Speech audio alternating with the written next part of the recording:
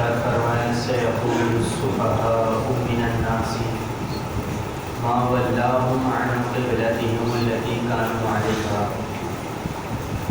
اب بے وقوف لوگ کہیں گے ان مسلمانوں کو ان کے اس قبلے سے کس نے پھیر دیا جس پر یہ ٹہلے تھے۔ قل للہ المشرق والمغرب، اے محبوب تم فرما دو مشرق اور مغرب سب اللہ تبارک و تعالی ہی کا ہے۔ یہدی من یشاء الی صراط مستقیم، وہ جسے چاہتا ہے سیدھے راستے کی طرف ہدایت دیتا ہے۔ عزیزان گرامی، اس آیت مبارکہ کے شان نزول کے بارے میں مفسرین کے کئی اقوال ہیں۔ ان میں سے ایک قول یہ بھی ہے کہ یہ یہودیوں کے بارے میں آیت مبارکہ نازل ہوئی۔ یہودی کہا کرتے تھے اب ان کو اس قبلے سے کس نے پھیر دیا، اور دوسرا قول یہ ہے یہ مکہ کے مشرکین کے بارے میں آیت مبارکہ کا نزول ہوا، اور تیسرا قول یہ ہے کہ منافقین کی مذمت میں یہ آیت مبارکہ نازل ہو جائے، اور چوتھا قول یہ ہے جو سمجھ بھی آتا ہے کہ یہ آیت مبارکہ مشرکین میں مکہ، منافقین اور یہودی ان تینوں کے بارے میں یہ آیت مبارکہ نازل ہوئی، کیونکہ یہ تینوں ہی یہودی، منافقین اور مشرکین مکہ یہ قبلہ جیسے ہی ہرا تینوں ہی کان اور تشریح کا نشانہ بناتے تھے مسلمانوں کو، مذاق واقع تھے۔ تو اللہ تبارک و تعالیٰ نے جواب دیا، اور سب کا ایک ہی جواب ہے، سب کو اپنے حبیب کو فرمایا ایک جواب دے دو، قل للہ المشرق والمغرب، مشرق بھی اللہ کا ہے اور مغرب بھی اللہ کا ہے۔ جیسا اگر کوئی تمہیں پوچھتا ہے قبلہ کیوں پھیر دیا، پر انشاءاللہ اس کی تفسیر آگے آ رہی ہے آیت مبارکہ میں۔ اور یہ بھی یاد رکھیں اس آیت مبارکہ میں یہاں پر بے وقوف لوگ کہا گیا ہے، بے وقوف سیقول السفہاء من الناس، بے وقوف لوگ کہیں گے، ابھی قبلہ تبدیل نہیں ہوا۔ رب تعالی نے فرمایا کہ غیب کی خبر کچھ دے رہا ہے اللہ تبارک و تعالی اپنے حبیب کو، اے حبیب جیسے ہی تم قبلے کو تبدیل کرو گے تو بے وقوف لوگ کہیں گے۔ بے وقوف لوگ اس لیے کہا، رب تعالی نے مفسرین نے لکھا کہ یہ تو واضح بات تھی، پچھلے سابقہ جتنے انبیاء کرام آئے انہوں نے حضور علیہ السلام کے اوصاف اور نعت، حمد و نعت بیان کی، اور ساتھ میں یہ بھی فرمایا ذو القبلتین، وہ نبی آخر جب تشریف لائیں گے وہ دو قبلتوں والا ہوا، وہ بیت المقدس کی طرف بھی رخ کر کے نماز ادا کریں گے اور مکہ المکرمہ کی طرف بھی۔ یہ تو واضح بات تھی۔ اب کوئی بندہ یہ کہے کہ سورج کی روشنی پر، یہ کہے کہ سورج طلوع نہیں ہوا لیکن روشنی ہے، اب اسے تو بے وقوف ہی کہا جائے گا نا۔ اب سورج کا تو انکار کر رہا ہے لیکن روشنی کو مان رہا ہے، تو اسی لیے رب تعالیٰ نے بے وقوف کہا۔ تو یہاں پر یاد رکھیں کہ جو دین کی حکمت، دین کی وضاحت نہ سمجھے، دین کی بارے میں نہ جانے اور پھر دین پر اعتراض کر دیں، اگرچہ وہ دنیاوی تعلیم کتنی ہی ہو اور کتنا ہی شاطر ہو، چلاک ہو، لیکن شرعی طور پہ وہ شخص بے وقوف ہے۔ ہم نہیں کہہ رہے بلکہ رب تعالیٰ نے ایسے لوگوں کو بے وقوف کہا جو قرآن کو نہ سمجھے، جو حدیث کو نہ سمجھے۔ اور یہاں پر ایک اور بات یاد رکھیں کہ حضرت آدم علیہ السلام سے لے کر حضرت موسیٰ علیہ السلام تک جتنے انبیاء کرام ہیں تمام نے مکہ المکرمہ کی طرف ہی نماز پڑھی، رک کر کے نماز پڑھی، اور حضرت موسیٰ علیہ السلام سے لے کر حضرت عیسیٰ علیہ السلام تک یہاں پر ان جتنے انبیاء کرام ہیں انہوں نے بیت المقدس کی طرف رک کر کے نماز ادا کی۔ اور مسلمان بھی جب مدینہ المنورہ میں تشریف لے کر آئے تو 16 یا 17 ماہ تک انہوں نے بیت المقدس کی طرف رک کر کے نماز ادا کی۔ اور یہ بھی یاد رکھیں کہ نماز جو ہے وہ بیت المقدس کی طرف رک کر کے پڑھی گئی، لیکن حج کبھی بھی بیت المقدس کا نہیں ہوا۔ حضرت آدم علیہ السلام سے لے کے حضور علیہ السلام تک اور قیامت تک اب جو حج جو ہوتا آ رہا ہے اور ہوتا رہے گا، وہ کعبۃ اللہ میں ہی ہوگا، وہیں پر ہی ہوگا، بیت المقدس کا کسی نے حج نہیں کیا. یہ بھی یاد رکھیں. آگے فرمایا وَكَذَلِكَ جَعَلْنَاكُمْ أُمَّةً وَسَطًا لِتَكُونُوا. اب دیکھیں یہاں رب تعالیٰ امت کی، ہماری یہ نبی پاک صلی اللہ علیہ وسلم کی امت کی کیسی شان بیان فرما رہا ہے. وَكَذَلِكَ جَعَلْنَاكُمْ أُمَّةً وَسَطًا لِتَكُونُوا شُهَدَاءَ عَلَى النَّاسِ. اور اسی طرح ہم نے تمہیں بہترین امت بنایا تاکہ تم لوگوں پر گواہ بنو.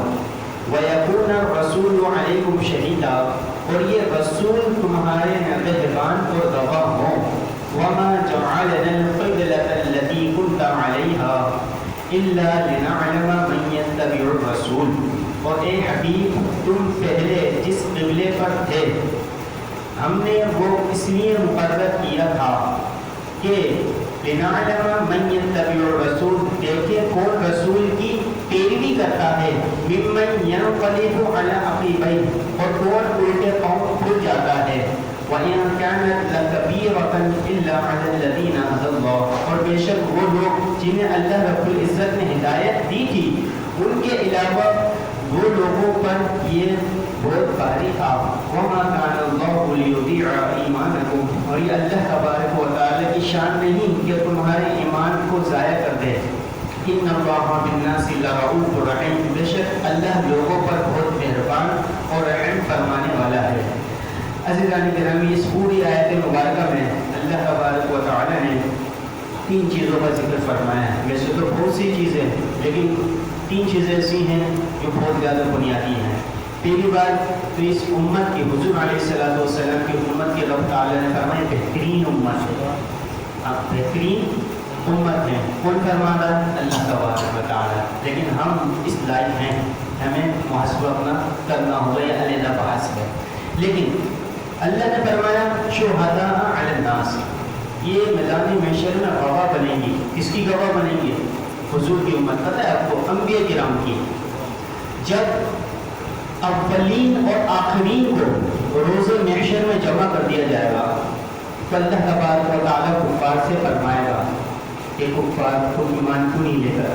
کیا تمہارے پاس ڈر سنانے والا، تمہیں تبلیغ کرنے والا کوئی نہیں آیا تھا؟ میرا بندہ، میرا نبی نہیں آیا تھا؟ تو کفار انکار کر دیں. کتنی بدبخت قوم ہے کفار.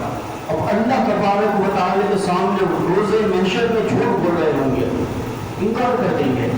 تو اللہ تبارک و تعالیٰ انبیاء کرام کو دریافت فرمایا، ہاں بھائی آپ نے انہیں تبلیغ کی یا نہیں کی؟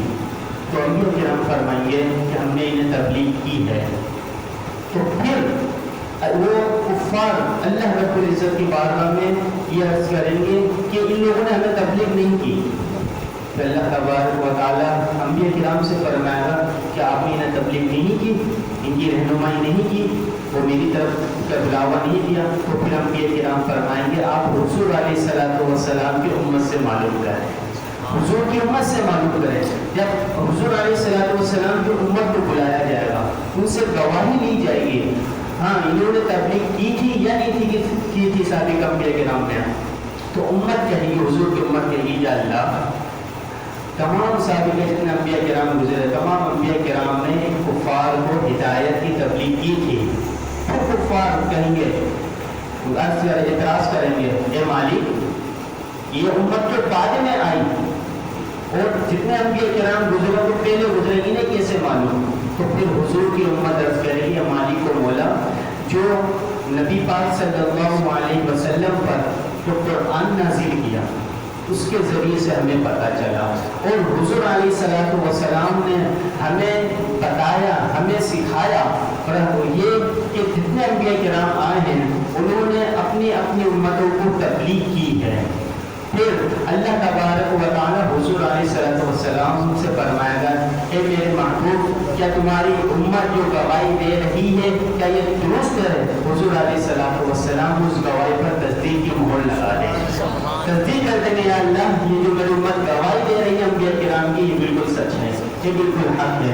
میں نے قرآن کے ذریعے، قرآن کے کلام کے ذریعے میں نے بتایا کہ امت کو سکھایا، جتنے انبیاء کرام آئے وہ کفاروں کو انہوں نے ہدایت دی لیکن ان لوگوں نے قبول نہیں کی۔ عزیزان گرامی، ایک تو یہ ہے، اور دوسرا یہ کہ وما کان اللہ لیضیع ایمانکم۔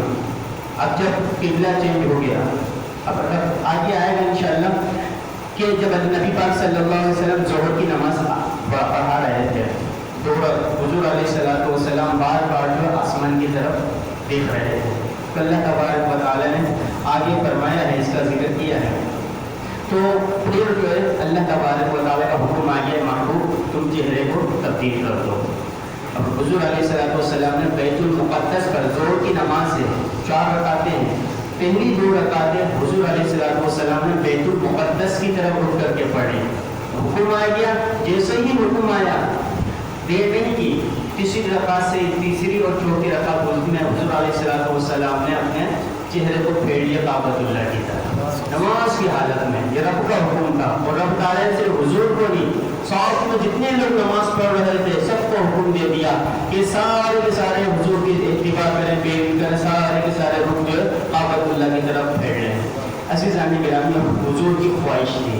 اب یہاں پر لوگوں نے اعتراض بھی کیا کہ معاذ اللہ ثم معاذ اللہ، جو انبیاء کرام نے بیت المقدس کو جو اپنا قبلہ بنایا تھا کیا وہ درست نہیں تھا؟ معاذ اللہ کیا حضور کو یہ ناپسند تھا؟ ایسی بات نہیں ہے۔ اس کی وجہ یہ تھی کہ حضور علیہ السلام نے جو یہ کعبۃ اللہ کا جو قبلے کی خواہش ظاہر کی تھی، تو یاد رکھیں یہ اس لیے تھا کہ آپ علیہ السلام حضرت ابراہیم علیہ السلام کا ہی قبلہ تھا۔ یہ حضرت ابراہیم علیہ السلام کا قبلہ تھا، آپ نے شروع کی اس کی طرف رخ کر کے نماز پڑھی، تو آپ کی یہ خواہش تھی کہ یہ اس طرف میں بھی رخ کر کے قیامت تک لوگ اس کی طرف رخ کر کے نماز پڑھیں۔ اور جو بیت المقدس میں آپ نے 16 یا 17 مہینے جو رب تعالیٰ کا حکم تھا اس کی اتباع پیروی بھی کی، وہ اس لیے کی، مفسرین نے لکھا یہ منافقین تھے، مشرکین تھے اور یہودی تھے، ہو سکتا ہے کہ وہ اس بات پر راضی ہو جائیں، خوش ہو جائیں کہ نبی پاک صلی اللہ علیہ وسلم اللہ کا نبی ہمارے قبلے کی طرف رخ کر کے نماز پڑھ رہا ہے، ہو سکتا ہے یہ دین میں داخل ہو جائیں۔ لیکن رب تعالیٰ نے آگے فرمایا ہے تم اپنی نبوت کی کوئی سی بھی نشانی ظاہر کر دو کہ تم پر ایمان نہیں لے کر آئے، تمہاری بات کبھی بھی نہیں مانیں گے۔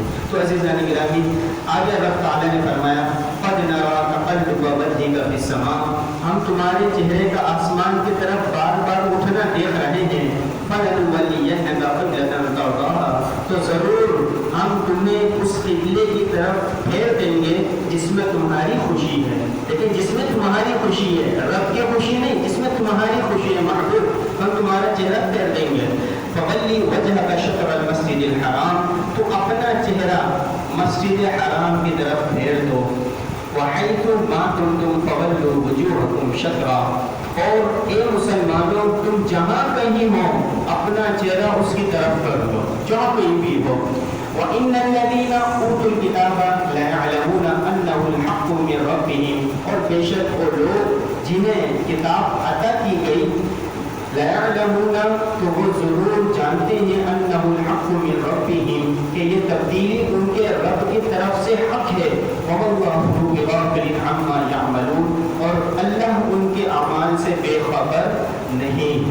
عزیزان گرامی، جب قبلے کی تبدیلی ہوئی تو منافقین نے اعتراض کیا، مشرکین نے اعتراض کیا۔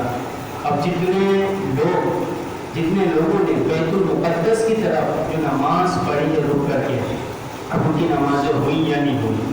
ان کی نمازیں تو ضائع ہوئی، اور جتنے حاضر تھے، حیات تھے، اور ان لوگوں نے جو بیت المقدس کی طرف نماز کر کے رک کر کے نماز پڑھی، ان کی نمازیں ہوئی یا نہیں ہوئی؟ تو یاد رکھیں جب حضور علیہ السلام کی بارگاہ میں جب لوگوں نے سوال کیا، اعتراض کیا، تو حضور علیہ السلام نے فرمایا وَمَا كَانَ اللَّهُ لِيُضِيعَ إِيمَانَكُمْ، اللہ تبارک و تعالیٰ کا یہ فرمان ہے کہ رب تعالیٰ تمہارے اعمال کو ضائع نہیں کرے گا۔ ان اللہ بالناس لرؤوف رحیم، بے شک وہ بڑا مہربان ہے۔ جنہوں نے بیت المقدس کی طرف رخ کر کے نمازیں پڑھی ان کو بھی ثواب دیا جائے گا، اور جنہوں نے پڑھ کر جو دنیا سے رخصت ہو گئے ان کے اعمال، ان کی نمازیں ضائع نہیں ہوئی، بلکہ یہاں پر جو ایمان سے مراد جو ہے مفسرین نے فرمایا نماز ہے۔ وما کان اللہ لیضیع ایمانکم، یعنی تمہاری نمازیں ضائع نہیں ہوں گی. انشاءاللہ آگے اس کا ذکر آئے گا. اللہ تبارک و تعالی ہم تمام کو عمل کی توفیق عطا فرمائے, صحیح معنوں میں قرآن کریم سیکھنے اور سکھانے کی توفیق دے. آمین. وآخر دعوانا